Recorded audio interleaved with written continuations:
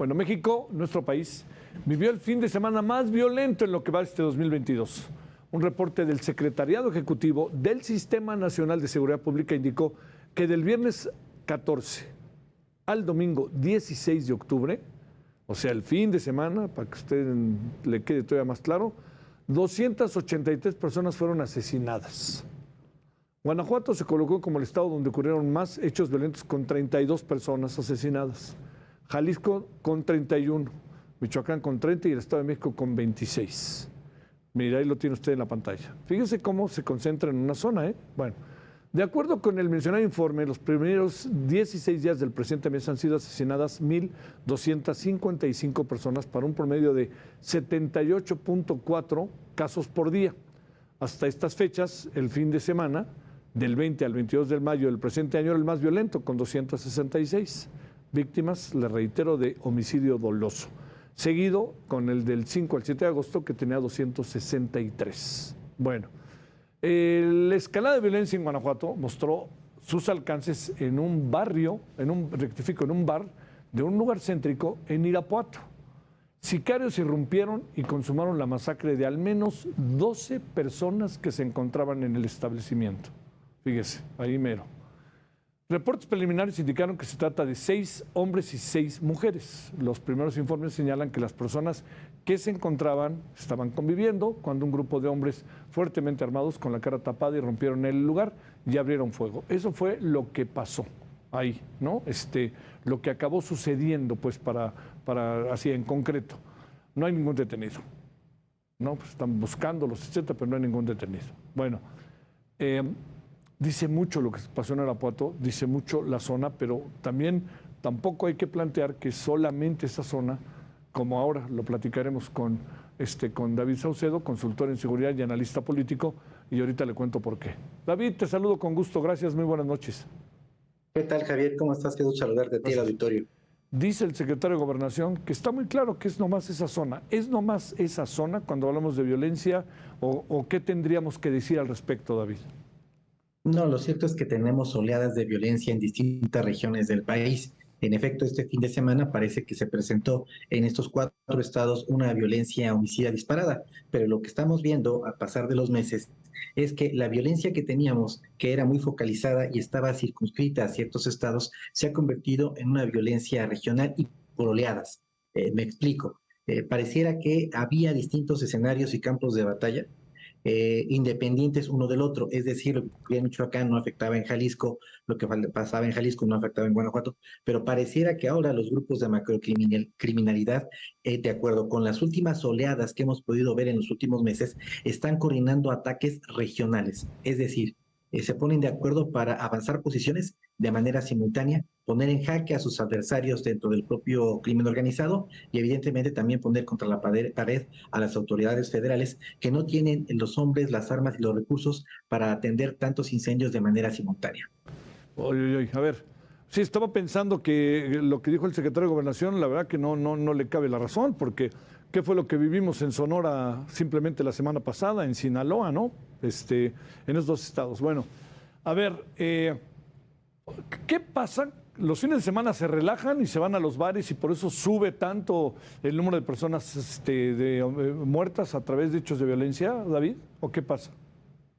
Sí, bueno, lo que sucede es que muchos bares, centros botaneros, restaurantes de varios estados del país han sido poco a poco incorporados a las redes de venta de drogas al menudeo.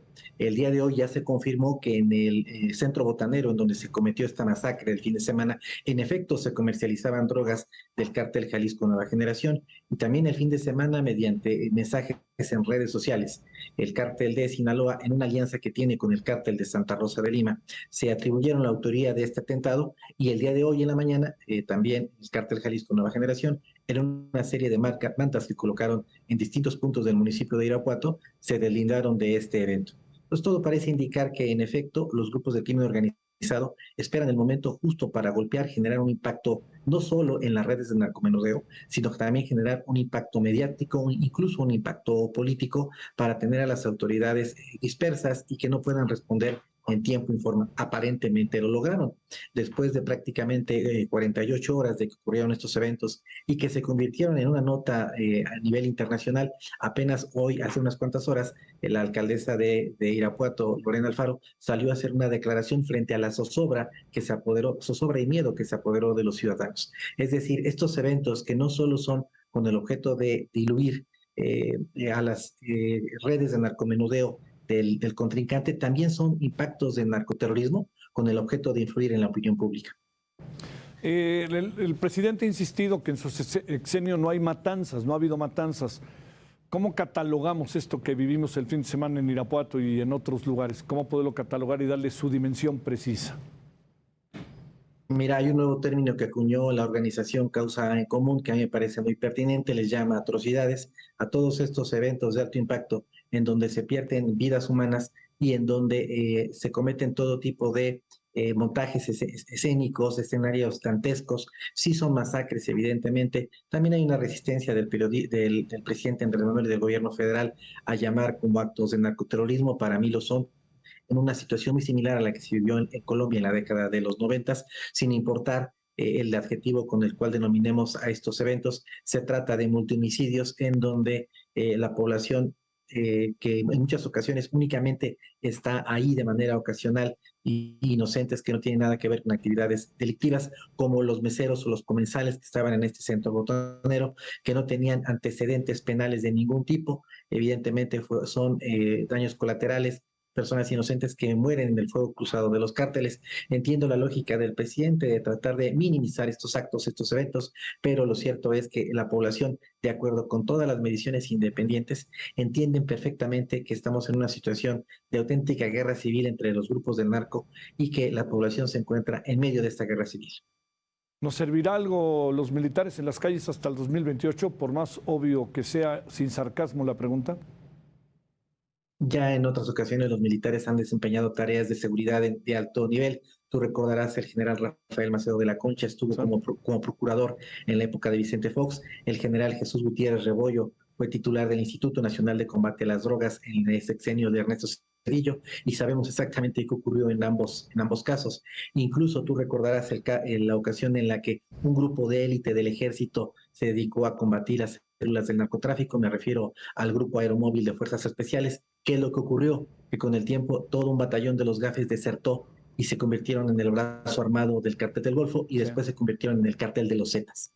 Es decir, la narrativa del presidente señalando que el ejército está blindado frente a cualquier situación de corrupción es totalmente falsa, no resiste la comprobación del tiempo. La participación de los militares en tareas de seguridad ha sido decepcionante en el mejor de los casos, así que no veo por qué lo que no funcionó antes ahora sí va a funcionar. No ha habido nada que me haga suponer que el ejército ha cambiado. Así que yo creo que por la ruta más larga, que es de la comprobación, nos daremos cuenta que fue una mala decisión militarizar la seguridad en México. Te mando un saludo, David Saucedo. Muy buenas noches. Gracias a ti, Javier. Un abrazo.